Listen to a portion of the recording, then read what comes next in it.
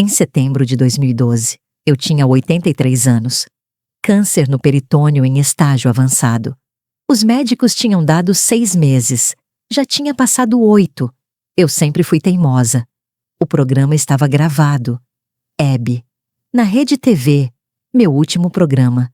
Meu último reino. Porque os outros reinos tinham me expulsado. Mas este era meu até o fim. Sentei na poltrona. Aquela poltrona onde sentei milhares de vezes. Onde entrevistei presidentes e cantores. Onde fiz reis e rainhas do showbiz brasileiro. Onde construí império de 60 anos. Mas agora, o corpo estava destruído. 50 quilos. Peruca porque a quimioterapia tinha levado o cabelo. Maquiagem pesada para esconder a morte que já estava instalada. Sorri. Sempre sorrindo. Porque Hebe Camargo não mostrava fraqueza. Nunca mostrou. Alô, alegria, falei. A frase de sempre. Como se nada estivesse errado. Como se não estivesse morrendo. Como se pudesse continuar para sempre. E gravamos. 1 hora. 2. Eu tremendo de dor e exaustão. Mas sorrindo. Sempre sorrindo. Porque o show tinha que continuar. Até quando não tinha mais show. Até quando não tinha mais força. Até quando não tinha mais nada além de teimosia. Quando as câmeras desligaram, desabei. Literalmente. Desmaiaram-me. Levaram para o hospital. E dessa vez, sabia que não voltaria. Que o palco tinha me visto pela última vez. Que a rainha estava finalmente abdicando. Não por escolha, por morte. No dia 29 de setembro de 2012. Hospital Sírio-Libanês, São Paulo. Cercada por máquinas, por tubos, por médicos com caras tristes. Meu filho Marcelo ao lado, segurando a minha mão, chorando. Mãe, não vai, por favor. Mas eu estava indo. Podia sentir. O corpo desistindo pedaço por pedaço. O coração cansado de bater. Os pulmões cansados de respirar. E sabe o que pensei nos últimos momentos? Não pensei nas entrevistas famosas. Não pensei nos prêmios. Não pensei na fama. Pensei. 60 anos. 60 anos na televisão. E ainda assim, não foi suficiente. Ainda queria mais. Mais um programa. Mais uma entrevista. Mais um dia no palco. Porque eu era viciada. Viciada em televisão. Em holofotes. Em ser Hebe Camargo. E quando você é viciada, nunca é suficiente. Nunca satisfaz. Nunca preenche o vazio. Fechei os olhos. E o coração parou. Depois de 83 anos batendo. Depois de 60 anos nos palcos. Depois de uma vida inteira sendo a pessoa que todos conheciam, mas ninguém realmente conhecia. Hebe Camargo estava morta. Mas a lenda é eterna. Mas antes desse fim, antes do câncer, antes da velhice lutando para permanecer relevante, antes de tudo, houve uma menina pobre, uma menina que descobriu o rádio e pensou: quero isso, quero essa magia, quero ser essa voz que entra nas casas das pessoas. E conseguiu. Meu Deus, como conseguiu? Virou a maior apresentadora da história da televisão brasileira, a rainha absoluta, a intocável. Mas também pagou preço, porque fama tem preço, poder tem preço. Anos nos holofotes tem preço altíssimo. Meu nome é Hebe Maria Monteiro de Camargo Ravagnani, mas o mundo me conhece simplesmente como Hebe. E esta é a minha história. A história de como uma menina do interior virou rainha da TV, de como construí império, de como me recusei a envelhecer graciosamente, de como lutei até o último suspiro para permanecer no palco. É história de glória, de poder, de solidão, de obsessão, de recusar aceitar que tudo tem fim. Preparem-se, porque esta não é história de estrela boazinha. É história de mulher que faria qualquer coisa, para permanecer relevante, para manter a coroa, para nunca sair do palco, mesmo quando deveria, mesmo quando era hora, mesmo quando estava morrendo. Meu nome é Hebe Camargo e esta é a minha história. Se você está gostando desse vídeo, deixe seu like Isso nos ajuda a continuar trazendo histórias incríveis para você. Inscreva-se no canal As Vozes da História e ative o sininho para não perder os próximos episódios. Comente abaixo o que mais te surpreendeu até aqui. Qual parte dessa trajetória você quer ver nos próximos capítulos? Compartilhe este vídeo com quem também ama a história e quer conhecer os bastidores do Brasil. Eu nasci em 8 de março de 1929, em Taubaté, interior de São Paulo. Não numa família rica, não numa família de artistas, numa família pobre, normal, esquecível. Meu pai, Palermino Monteiro, era português, tinha imigrado jovem, trabalhava com o que aparecia. Minha mãe, Gene Conceição Monteiro, era brasileira. Mestiça, com sangue indígena que se escondia, porque em 1929, ter sangue indígena era marca de vergonha, não de orgulho. Cresci em casa simples, sem luxo, frequentemente sem dinheiro suficiente, com a sensação constante de não ter o bastante, de querer mais, de merecer mais. Essa sensação de insuficiência, de necessidade de provar valor, me perseguiria pelo resto da vida, mesmo quando tinha tudo, mesmo quando era a mais famosa, mesmo quando tinha mais dinheiro do que podia gastar. Nunca seria suficiente, porque criança pobre carrega a pobreza na alma, mesmo quando o bolso enche. Eu descobri o rádio aos 6 anos. Não tínhamos rádio em casa, era caro demais, mas a vizinha tinha, e nas tardes, quando ela deixava, eu ficava colada naquele aparelho, ouvindo, fascinada. As vozes que saíam dali eram mágicas. Não eram pessoas, eram deuses, eram estrelas, eram tudo que eu não era. Importantes, ouvidas, amadas. Eu quero ser isso. Pensei aos 6 anos. Quero ser voz que entra nas casas. Quero ser importante. Quero ser ouvida. E aos 8 anos, tive a chance. Ridícula, improvável, mas real. Havia programa de calouros na radiodifusora de Taubaté. Qualquer um podia se inscrever. Qualquer um podia tentar. Mesmo menina pobre de 8 anos com roupa remendada e sonhos grandes demais. Inscrevi-me, sem dizer aos pais, porque sabia que diriam não. Que diriam: Hebe, pare de sonhar, você é pobre, pobre não vira estrela.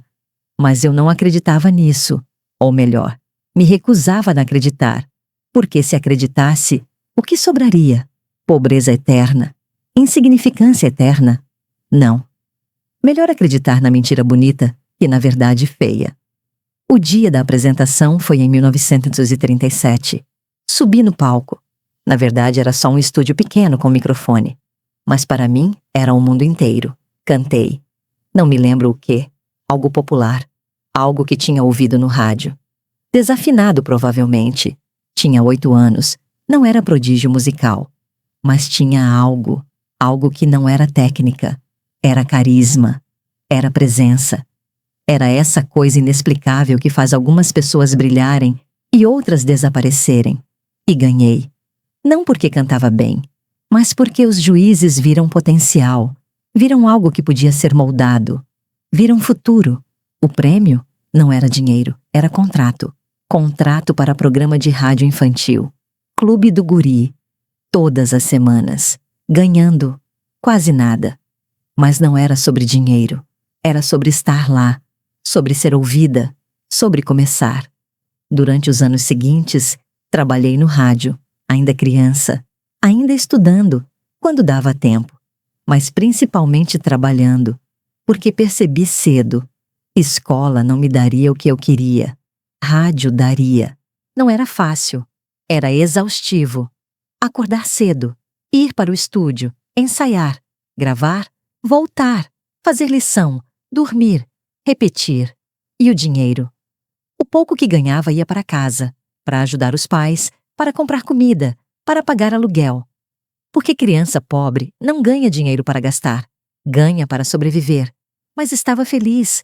Delirante. Porque estava fazendo o que amava. Estava no rádio. Estava sendo ouvida. Estava saindo da pobreza. Lentamente. Mas, saindo. Aos 15 anos, em 1944, me mudei para São Paulo, capital. Porque Taubaté era pequena demais, limitada demais, e eu queria mais, sempre queria mais. Fui contratada pela Rádio São Paulo. Programa maior, público maior, salário maior, tudo maior, melhor, mas também mais competitivo, mais cruel, porque em São Paulo todo mundo queria ser estrela, e apenas alguns conseguiam. Os outros desapareciam, voltavam para o interior, para a obscuridade, para a insignificância. Eu estava determinada a não ser dos que desapareciam. Estava determinada a brilhar, custe o que custasse, e custaria muito, muito mais do que imaginava aos 15 anos, otimista e ingênua. O primeiro grande break veio em 1949. Eu tinha 20 anos, já estava há 5 anos em São Paulo, já tinha feito vários programas, mas nada que me tornasse estrela. Ainda era apenas mais uma, até que conheci Blota Júnior, produtor, poderoso, bem relacionado e interessado em mim, não apenas profissionalmente. Blota era casado, bem mais velho, mas isso não importava, porque ele tinha poder, tinha conexões, tinha capacidade de me fazer estrela. E eu tinha ambição. Ambição que superava a moral, que superava medo, que superava tudo. Então começamos. Relacionamento. Não vou chamar de amor. Não sei se foi amor, foi conveniência, foi ambição, foi troca. Ele me dava oportunidades, eu dava companhia. Parece frio? É porque era. Mas era também como o mundo funcionava, especialmente para a mulher, especialmente no showbiz. Talento sozinho não bastava, precisava de alguém poderoso que abrisse portas. E portas tinham preço. Em 1950, algo extraordinário aconteceu. Chegou a televisão no Brasil. TV Tupi, primeiro canal, primeiro estúdio, primeiras câmeras, primeiro tudo. Era caos. Ninguém sabia o que estava fazendo. Técnicos aprendendo, diretores improvisando, artistas tentando entender como ser expressivo para a câmera em vez de apenas para microfone. E eu quis estar lá, desde o primeiro momento, porque percebi. Rádio era passado, televisão era futuro. E quem entrasse primeiro teria vantagem. Blota me conseguiu teste para programa infantil. Clube do Guri. Ironia, mesmo nome do programa de Taubaté onde comecei. Fiz o teste e passei, não porque era a melhor, mas porque tinha presença, porque a câmera me amava, porque tinha esse dom inexplicável de parecer natural em situação completamente artificial. E assim, aos 21 anos, entrei para a televisão. No começo, no momento fundacional, quando ninguém imaginava que aquela caixa mudaria o Brasil para sempre. Eu imaginava e estava determinada a ser rainha desse novo mundo. Os anos 1950 foram de aprendizado, de construção, de subir degrau por degrau uma escada que parecia não ter fim. A televisão era novidade absoluta.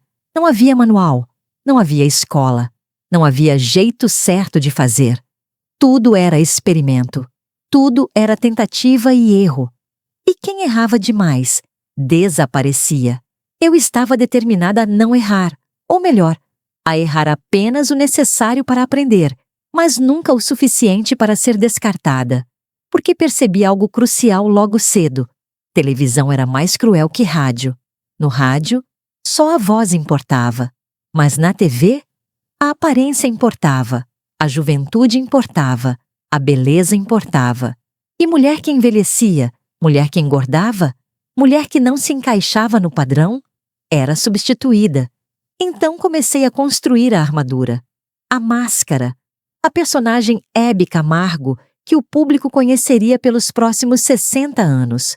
Sempre sorrindo, sempre alegre, sempre positiva, sempre bonita, sempre jovem, ou pelo menos parecendo jovem, sempre perfeita. E por trás da máscara, uma mulher aterrorizada de perder tudo, de voltar para a pobreza, de ser esquecida, de ser descartada como tantas outras foram. Mas ninguém podia ver isso, nunca, porque fraqueza era fatal. Em 1952, aconteceu algo que mudaria minha vida pessoal completamente. Conheci Décio Capuano. Ele era diretor de TV. Trabalhava na Tupi. Italiano. Bonito, charmoso. E, principalmente, estava interessado em mim. Genuinamente interessado. Não apenas querendo algo em troca. Apaixonei-me. Ou achei que apaixonei. Talvez fosse apenas gratidão por alguém me ver como pessoa, não como commodity. Por alguém me querer como mulher, não como trampolim para poder. Namoramos, rápido, intenso, e em 1953, casamos. Eu tinha 24 anos, ele tinha 32. Casamento grande, bonito, com cobertura da imprensa. Minha primeira vez aparecendo nas colunas sociais como algo mais que artista da Tupi. E fiquei grávida. Quase imediatamente. Em 1954, nasceu Marcelo, meu único filho que sobreviveu. Houve abortos espontâneos depois, mas Marcelo foi o único que chegou. E quando segurei aquele bebê, quando olhei para aquele rostinho pequeno, senti algo que nunca tinha sentido antes. Amor incondicional. Amor sem cálculo. Amor que não tinha nada a ver com carreira, ou ambição, ou poder. Era apenas amor. Puro. Simples. Total. E pela primeira vez pensei, talvez eu não precise da televisão. Talvez isso seja suficiente. Marido, filho, família. Talvez isso preencha o vazio. Mas não preenchia, porque o vazio era mais fundo do que marido e filho podiam alcançar. O vazio exigia holofotes, exigia aplausos, exigia milhões me assistindo. Então, voltei ao trabalho, meses após o parto, deixando Marcelo com babá, com a avó, com quem cuidasse, porque o palco me chamava e eu sempre atendia ao chamado do palco. Durante os anos 1950, fiz diversos programas. O Mundo é das Mulheres. Alô, Hebe. Casa da Hebe. Programas femininos, culinária, moda, beleza, conselhos para donas de casa. Porque era o que permitia uma mulher fazer na TV. Não jornalismo sério. Não entrevistas políticas. Não programas de variedades no horário nobre. Isso era trabalho de homem. Mulher fazia programinha de tarde, para outras mulheres, sobre assuntos femininos, e tinha que sorrir, ser delicada, ser maternal, ser não ameaçadora. E eu fazia, perfeitamente, porque entendia o jogo. Entendia que para ter poder, primeiro tinha que fingir não querer poder, tinha que parecer inofensiva, tinha que deixar os homens pensarem que estavam no controle. Mas por dentro, estava planejando, calculando, esperando do momento certo para pegar o que realmente queria. Horário nobre, programa próprio, controle total. O casamento com Décio começou a rachar nos anos finais da década de 1950. Não dramaticamente, não com brigas explosivas, mas lentamente, como rachadura em parede que se espalha até a estrutura inteira ficar comprometida. O problema era simples. Ambição. Minha ambição. Décio queria esposa tradicional, que priorizasse família, que colocasse a carreira dele acima da minha, que fosse coadjuvante na vida dele, não protagonista da própria. Mas eu não conseguia me contentar em ser apenas esposa e mãe. Não conseguia apagar a fome que tinha dentro, a necessidade de mais, sempre mais. Hebe, você precisa escolher, ele disse numa das brigas. Família ou carreira. Não dá para ter os dois. Por que não? Homens têm os dois. Por que mulher não pode? Porque é diferente. Criança precisa da mãe, não do pai. Marcelo tem mãe, e babá, e avó. Está sendo bem cuidado. Mas não por você. Você está sempre no estúdio, sempre trabalhando, sempre priorizando o programa sobre o seu filho. E ele tinha razão. Razão que me machucava, porque era verdade. Eu priorizava a carreira. Não sempre, não completamente, mas frequentemente. E Marcelo pagava o preço, mas não conseguia parar. Não conseguia escolher família e abandonar os holofotes. Seria morte. Morte da parte de mim que era essencial. Morte de Hebe Camargo, a estrela. Sobraria apenas Hebe, a mãe. E isso não seria suficiente. Em 1962, Décio e eu nos separamos, oficialmente.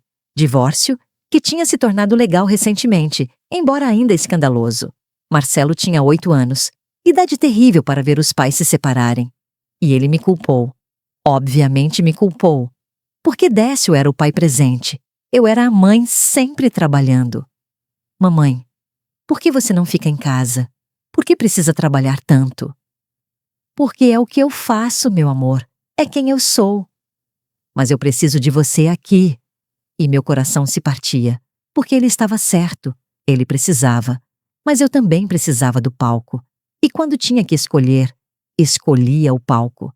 Sempre escolhia o palco. Foi escolha egoísta? Sim. Foi escolha de mãe imperfeita? Absolutamente.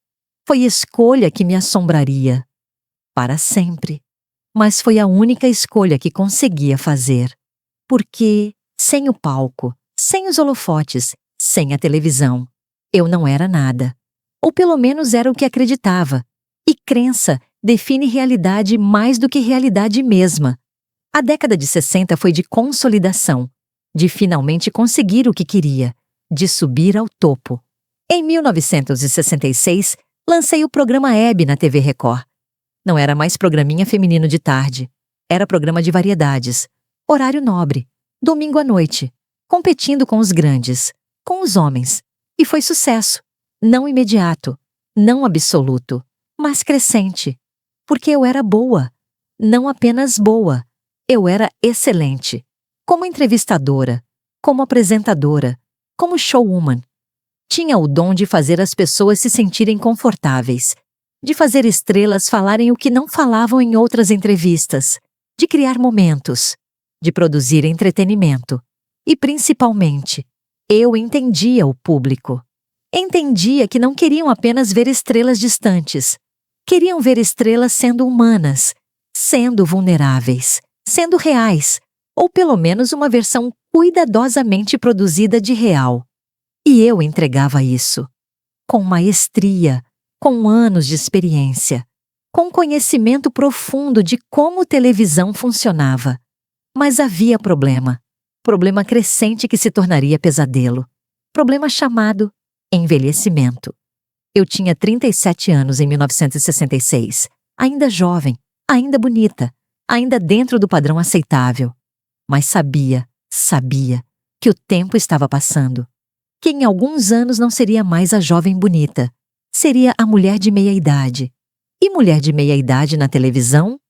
Era ou comediante ou era descartada. Então comecei a batalha contra o tempo, que duraria pelos próximos 50 anos, que se tornaria obsessão, que me consumiria.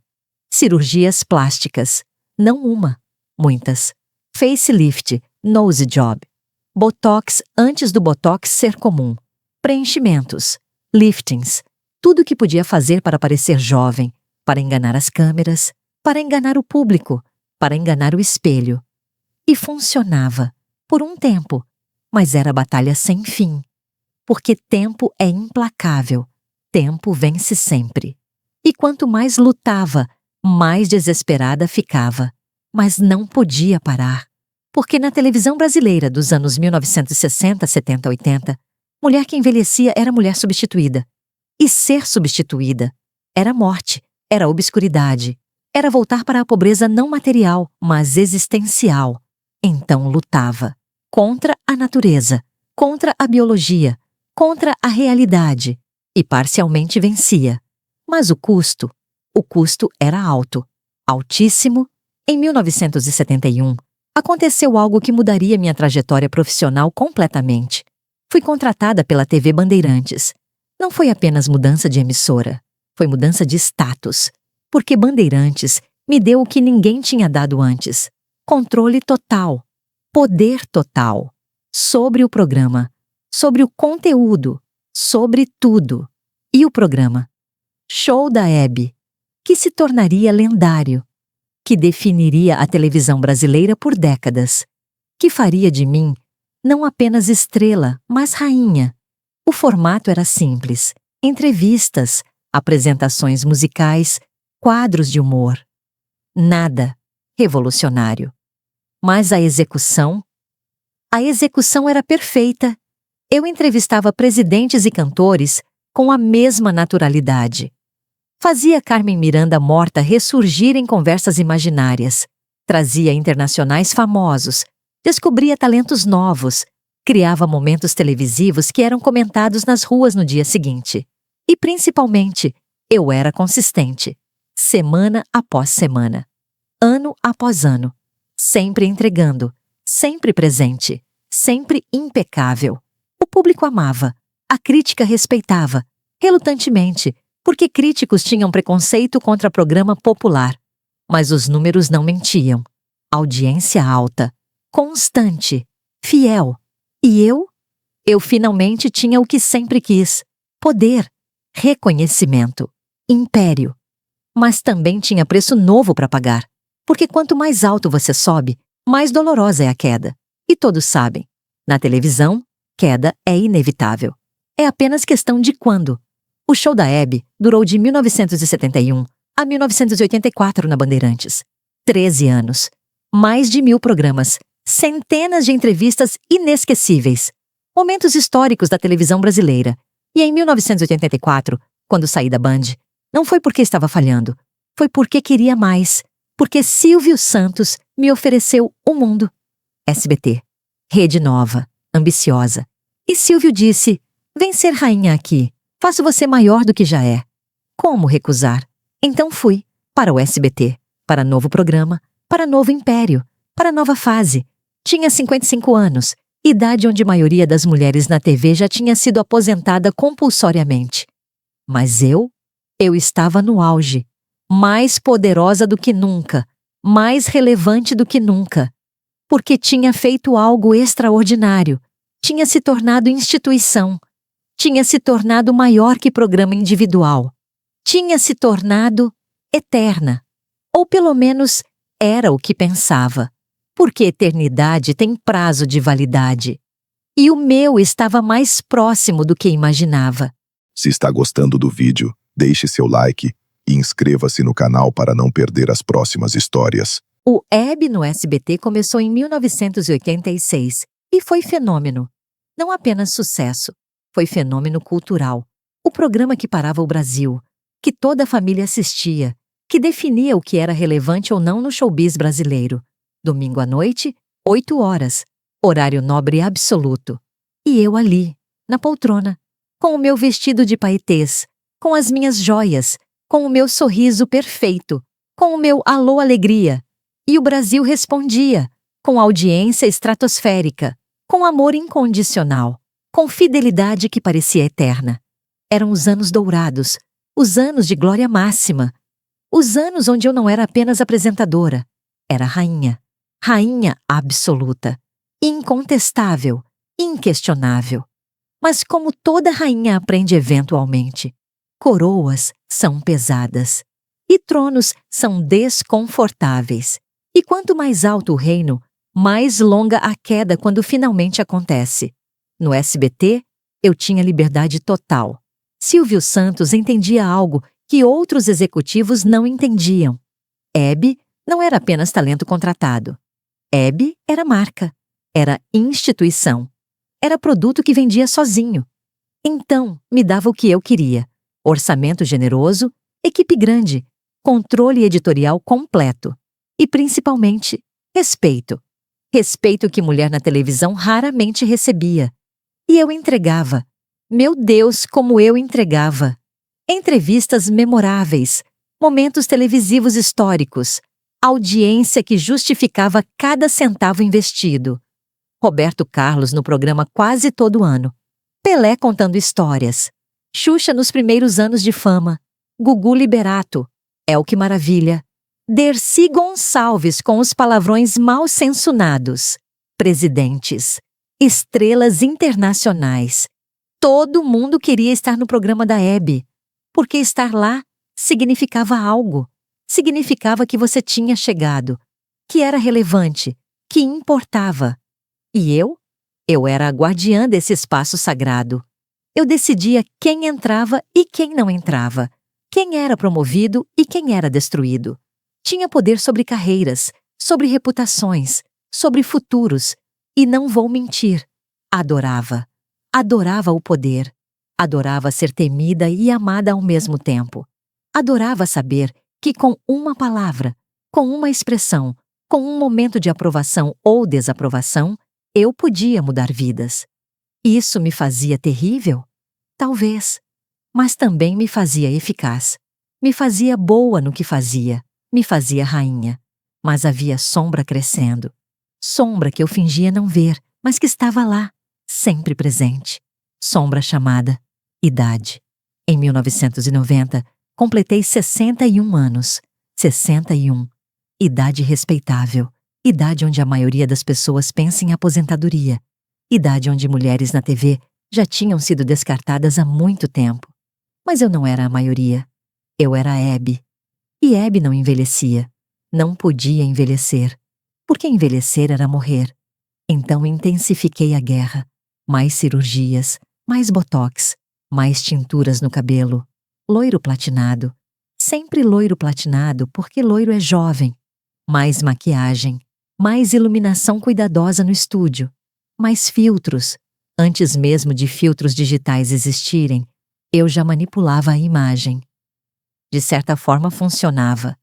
Eu parecia ter 50, talvez 40 e poucos nos dias bons, com iluminação boa, com edição cuidadosa. Mas também começava a parecer artificial.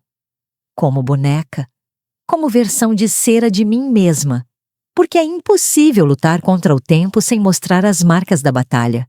O relacionamento com Marcelo, meu filho, era complicado. Sempre foi. Porque eu era mãe ausente. Mãe que priorizava câmera sobre filho. Mãe que amava, mas de longe.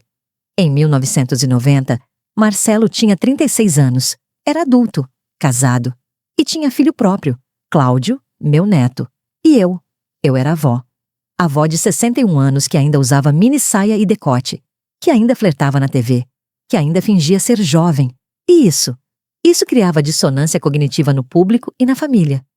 Mãe, você não acha que está na hora de desacelerar? Marcelo sugeriu numa visita. Desacelerar o quê? O programa, o ritmo, a vida. Você tem 61 anos, merece descansar. Descansar é morrer, Marcelo. Enquanto eu estiver trabalhando, estou viva. Mas você não precisa provar nada mais. Você já é lenda, já conquistou tudo. Não conquistei, porque no momento que parar, serei esquecida, substituída, apagada. Então não posso parar, nunca. Ele ficou quieto, porque sabia que era verdade. Conhecia a mãe, conhecia a obsessão, conhecia o vazio que só holofotes preenchiam e também sabia.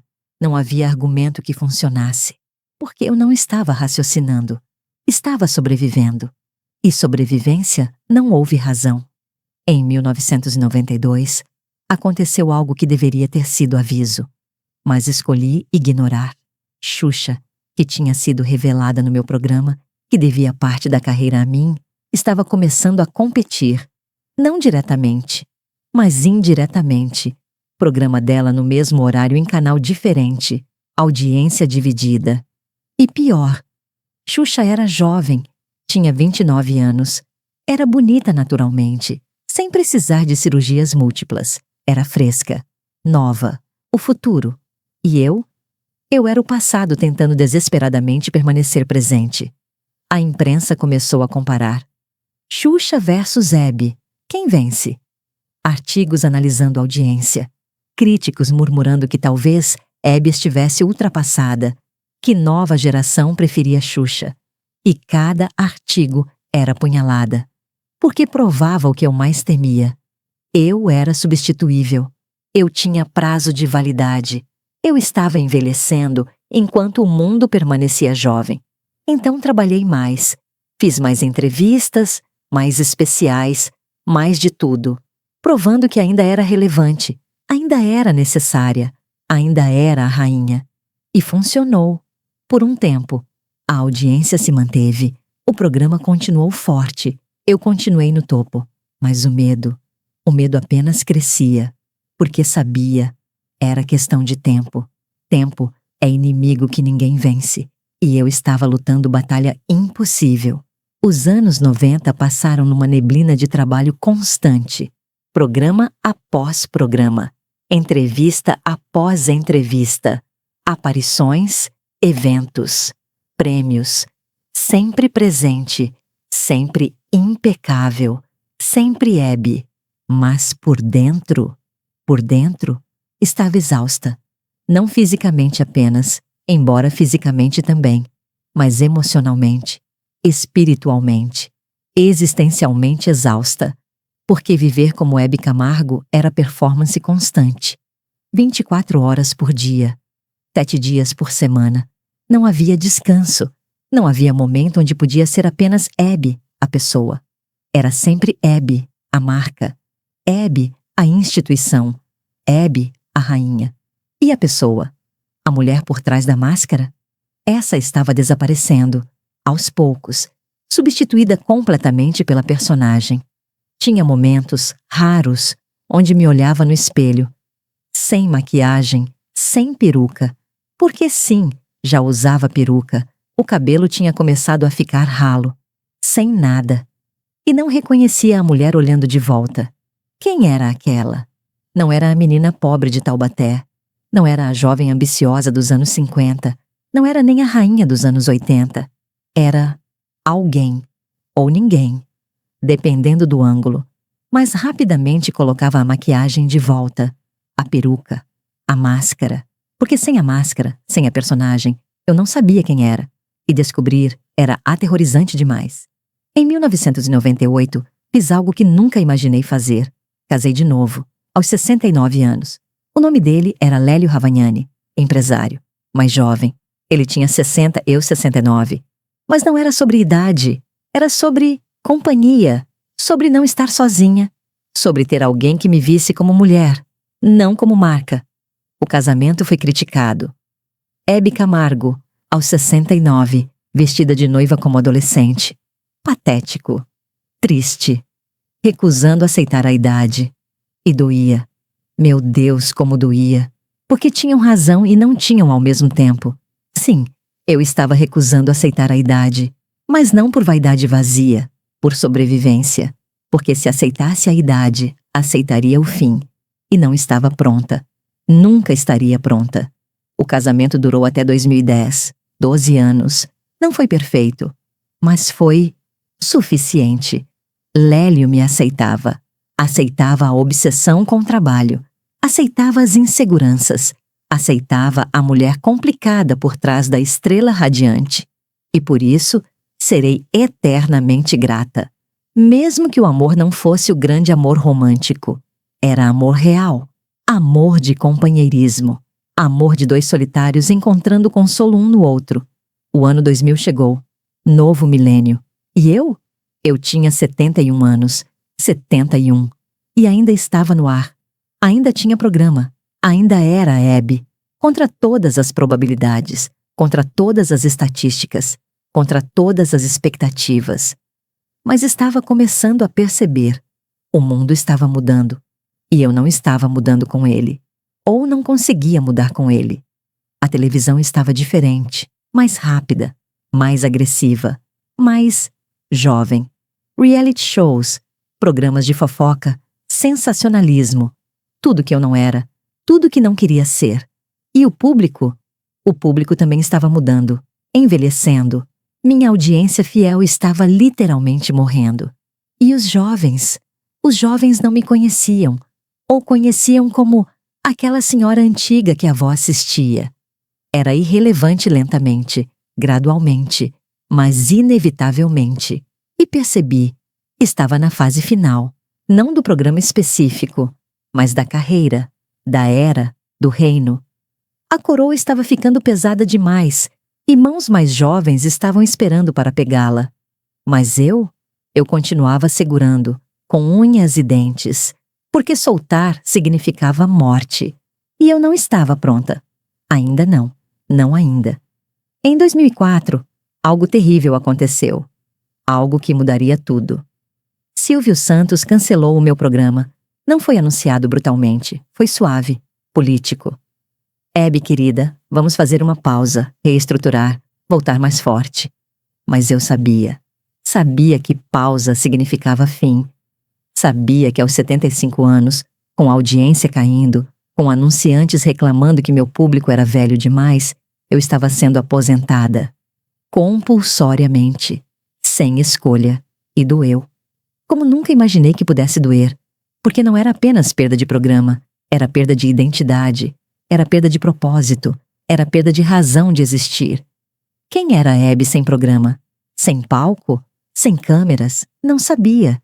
Tinha 75 anos e não sabia quem eu era sem a televisão. Porque tinha passado 65 anos definindo-me apenas através dela. Fiquei fora do ar por 2 anos. 2 anos de inferno, de depressão profunda, de acordar sem propósito, de passar dias inteiros na cama apenas existindo, sem viver, apenas existindo. E pensei em desistir, em aceitar que tinha acabado, que era hora de ir graciosamente, de aceitar o fim com dignidade. Mas não consegui, porque desistir ia contra tudo que eu era, contra toda a fibra do meu ser, contra a menina pobre de Taubaté, que tinha jurado nunca mais ser insignificante. Então, lutei, mais uma vez, para voltar, para ter mais uma chance, para provar que ainda era relevante, ainda era necessária, ainda era Hebe Camargo. Os últimos dias no Hospital Sírio-Libanês foram estranhos, não dolorosos fisicamente. Morfina cuidava disso. Mas estranhos, porque pela primeira vez em 70 anos, não tinha que performar, não tinha que sorrir, não tinha que ser Hebe Camargo, a marca. Podia ser apenas Hebe, a mulher, a pessoa. E não sabia como, porque tinha esquecido quem essa pessoa era. Ou talvez nunca soube. Talvez desde os 8 anos, desde aquele primeiro programa de rádio, eu tinha deixado de ser pessoa e me tornado performance. E agora, no fim, não havia mais público. Apenas silêncio. Marcelo estava sempre lá, ao lado da cama, segurando a minha mão, e vi algo nos olhos dele que nunca tinha visto antes. Perdão. Não perdão verbalizado, mas perdão silencioso. Aceitação da mãe imperfeita. Compreensão, finalmente, de que eu tinha feito o melhor que podia, que tinha amado do único jeito que sabia, que tinha sido falha, mas autêntica. Mãe, ele disse num dos últimos dias, você não precisa mais lutar, pode descansar. Você já provou tudo que tinha que provar, já fez tudo o que tinha que fazer. Pode ir em paz. Quis responder que não, que ainda tinha mais um programa, mais uma entrevista, mais uma coisa para provar. Mas não tinha força e, honestamente, estava cansada, cansada de lutar, cansada de provar, cansada de ser Hebe Camargo. Talvez Marcelo tivesse razão, talvez fosse hora de descansar. Finalmente, depois de 83 anos sem descanso real, 29 de setembro de 2012. Sábado, tarde. O corpo finalmente decidiu que tinha aguentado o suficiente. Os órgãos estavam falhando em cascata. O coração lutando para bombear. Os pulmões lutando para respirar. O cérebro lutando para se manter consciente. E eu deixei ir. Porque não havia mais luta. Não havia mais teimosia que vencesse biologia. Não havia mais força de vontade que superasse realidade. Marcelo estava segurando a minha mão, chorando baixinho. Te amo, mãe. Sempre amei. Mesmo quando foi difícil. Mesmo quando você escolheu o palco. Sempre amei. Quis dizer que também amava. Quis pedir desculpa por ter sido mãe ausente. Por ter priorizado câmeras sobre filho. Por ter sido egoísta. Por tantas coisas. Mas não saiu voz. Apenas aperto fraco na mão dele. Esperando que entendesse. Esperando que soubesse. Eu amei. Do jeito torto. Do jeito imperfeito. Mas amei. E então, paz. Paz que não sentia há décadas. O corpo relaxando, a luta terminando. Os holofotes finalmente se apagando. Hebe Camargo estava morta, aos 83 anos. Depois de 75 anos de carreira. Depois de 60 anos na televisão, depois de vida inteira sendo estrela. E agora? Agora era apenas corpo, apenas carne que tinha parado de funcionar, apenas fim. Ou era? A notícia espalhou como fogo. Morre Hebe Camargo aos 83 anos. Todas as emissoras, todos os jornais, todos os sites, Brasil inteiro pausou para processar. Hebe tinha morrido. E a reação foi complexa, porque o Brasil tinha relação complicada comigo. Amava e criticava ao mesmo tempo. Admirava e zombava. Respeitava e ridicularizava. Morreu a maior apresentadora da história da TV brasileira. Morreu a rainha que nunca quis abdicar. Morreu Hebe, que trabalhou até o fim e não aceitou envelhecer. Morreu um ícone, mas também um alerta sobre obsessão. Todos estavam certos, todos estavam errados. Porque eu era tudo isso, contraditória, complexa, humana. O funeral foi grande. Cemitério Getsemane, em São Paulo. Milhares de pessoas, fãs chorando, colegas prestando homenagem, políticos fazendo discursos e o caixão aberto, porque até na morte eu estava performando, maquiada, com a peruca, com as joias, perfeita, como sempre fui em público, como sempre exigi ser, porque Hebe Camargo não tinha permissão para ser imperfeita, nem viva, nem morta. Nos dias seguintes, algo interessante aconteceu. Começaram a analisar, a dissecar, a tentar entender quem foi Hebe Camargo realmente. Documentários foram anunciados, livros em planejamento, homenagens, retrospectivas, e todos tentando responder à pergunta impossível. Por que ela não parou? Por que lutou até literalmente morrer? E as respostas variavam. Era vício. Vício em fama, em holofotes, em atenção. Era medo. Medo da pobreza, de voltar para a insignificância. Era identidade. Sem TV, ela não sabia quem era. Era amor, amor genuíno pela televisão. Era tudo isso junto. E todas estavam certas. Porque não era uma razão. Eram camadas de razões, construídas ao longo de 75 anos, impossíveis de desembaraçar. Mas se eu pudesse responder, se pudesse explicar, diria, era vazio. Vazio profundo, sem fundo, que só holofotes preenchiam temporariamente. Vazio de menina pobre que nunca se sentiu suficiente, que sempre precisava provar valor, que sempre precisava de mais validação. Um programa não bastava, 100 programas não bastavam, 1000 programas não bastavam, porque validação externa nunca preenche vazio interno, apenas mascara temporariamente.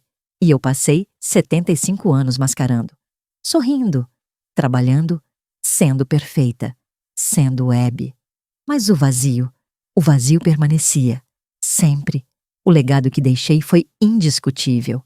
60 anos na televisão, milhares de programas, centenas de entrevistas memoráveis, gerações de brasileiros que cresceram me assistindo. Fui pioneira. Primeira mulher a ter programa de variedades em horário nobre. Primeira a durar tanto tempo. Primeira a se tornar instituição. Primeira a provar que mulher podia comandar, podia liderar, podia ser mais que apenas rostinho bonito. Abri caminhos para Xuxa, para Angélica, para Ana Maria Braga, para todas as apresentadoras que vieram depois, porque provei possível. Provei que mulher podia fazer mais que programinha de tarde, podia dominar o prime time, podia ser rainha. E o estilo? O jeito Hebe de entrevistar virou referência. A simpatia calculada, a forma de fazer convidado se sentir confortável, de extrair confissões sem parecer agressiva, de criar momentos, de produzir TV boa. Tudo isso é legado. Tudo isso permanece. Tudo isso vai influenciar gerações futuras. Mas também deixei outro legado, menos celebrado, mais incômodo. Legado de mulher que não soube parar, que não aceitou envelhecer, que trabalhou até morrer, que priorizou câmeras sobre tudo. E esse legado, esse é aviso, não exemplo a seguir, mas aviso do que pode acontecer quando você se define apenas pelo trabalho. Quando você permite que profissão consuma a identidade completamente. Quando você não tem vida fora do palco. Porque eu não tive. Vida fora do palco, quero dizer. Tive filho, que criei mal. Tive maridos, que usei ou que me usaram. Tive amigos, mas sempre com distância, sempre com máscara. Nunca intimidade real. Nunca vulnerabilidade genuína. Nunca conexão humana profunda. Tive apenas televisão. E televisão não abraça de volta. Não consola na solidão. Não está lá quando você está morrendo. Apenas te usa enquanto é útil e te descarta quando não é mais. E eu deixei que fizesse isso. Mais que isso, implorei que fizesse. Porque não sabia ser outra coisa. Não sabia existir de outra forma. A relação com Marcelo melhorou póstumamente. Porque na morte, ele finalmente teve permissão para processar, para entender, para perdoar completamente. Em entrevistas depois, ele disse: minha mãe foi falha, foi ausente muitas vezes, mas também foi pioneira, foi guerreira, foi mulher que se recusou a ser limitada pelo que a sociedade esperava. E por isso, apesar das falhas, eu a admiro. Perdão, compreensão, aceitação. Tudo que eu queria, mas não sabia pedir. Tudo que recebi apenas quando não podia mais apreciar. E isso é talvez o arrependimento maior.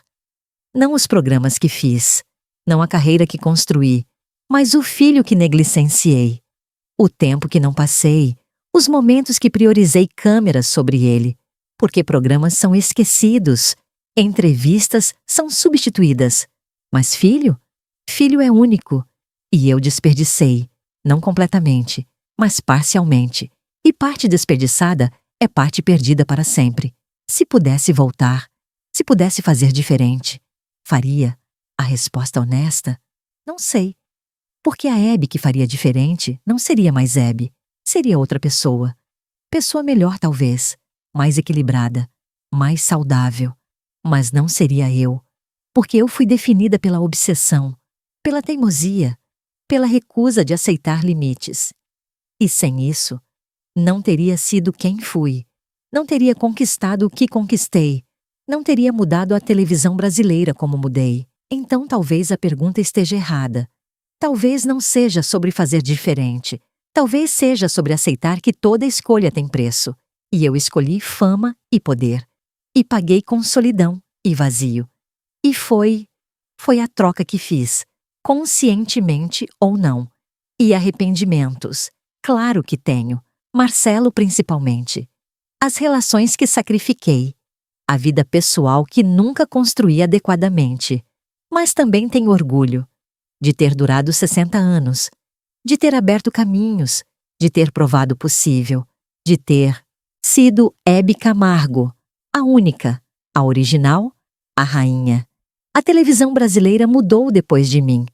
Não porque morri, mas porque o tempo mudou, porque tudo muda, porque nada é eterno, nem rainhas. As apresentadoras de hoje são diferentes, mais autênticas talvez, menos máscara, mais vulnerabilidade, mostram falhas, mostram idade, mostram humanidade. E isso é melhor, mais saudável, mais sustentável, menos destrutivo, mas também é menos mítico, menos divino, menos inalcançável. Porque quando estrela mostra que é humana, deixa de ser estrela. Vira pessoa famosa, que é diferente. E eu nunca deixei de ser estrela, nem por segundo, nem em privado. Porque tinha medo que se parasse de ser estrela, revelaria que embaixo não tinha nada. Apenas vazio com luzes, e talvez tivesse. Talvez realmente não tivesse nada além da performance. Talvez Hebe Camargo, a pessoa, nunca existiu de verdade. Apenas Hebe Camargo, a marca, a construção, o mito. E se foi assim? Se fui apenas performance de 75 anos?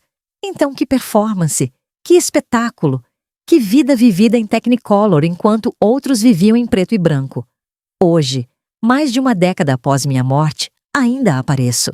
Em reprises, em referências, em paródias, em homenagens. O alô alegria virou bordão cultural, parte do vocabulário brasileiro, e jovens que nunca me viram ao vivo conhecem o nome.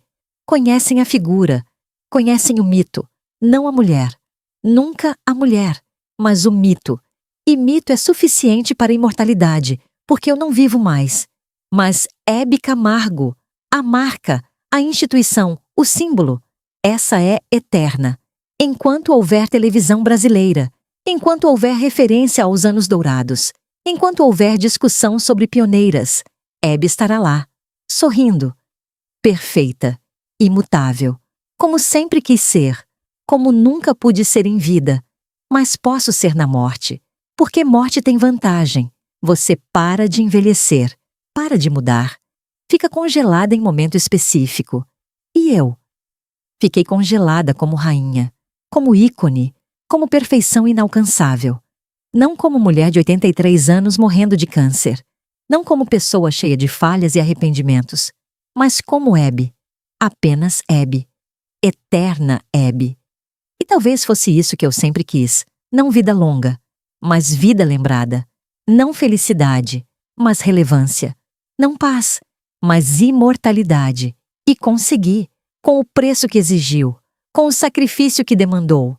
Consegui, então aqui estou, mais de uma década morta, mas mais viva em memória coletiva do que muitos vivos, porque cada vez que alguém liga à TV, cada vez que a apresentadora entra no ar, cada vez que a entrevista acontece, minha sombra está lá, invisível, mas presente, porque ajudei a definir o que TV brasileira é. E cada vez que mulher recusa aceitar limite, cada vez que alguém diz, não vou parar só porque estou envelhecendo, cada vez que teimosia supera bom senso, estou lá, como exemplo ou aviso, dependendo da perspectiva, porque fui ambos, inspiração e cautionary tale, pioneira e viciada, rainha e escrava dos próprios holofotes. E se pudesse dar conselho, se pudesse falar com as ambiciosas, com as que querem brilhar, diria, brilhem, absolutamente brilhem. Não deixem nada te limitar, não aceitem não como resposta, lutem pelo palco, pelo poder, pela realização. Mas também tenham vida fora do palco, tenham pessoas que amam você sem câmeras, tenham identidade além do trabalho, tenham vazio preenchido por algo real, não apenas por aplausos. Porque aplausos param, holofotes apagam, carreira termina. E quando isso acontecer, e vai acontecer, você precisa ter algo sobrando, alguém sendo, alguma razão de existir. Eu não tive e sobrevivi, mas não vivi, não realmente, performei, até o último suspiro. E foi suficiente, mas poderia ter sido mais. Meu nome é Hebe Maria Monteiro de Camargo Ravagnani, mas o mundo me conhece como Hebe, apenas Hebe, porque me tornei monônimo, como Madonna, como Pelé, como ícones que transcendem nome completo.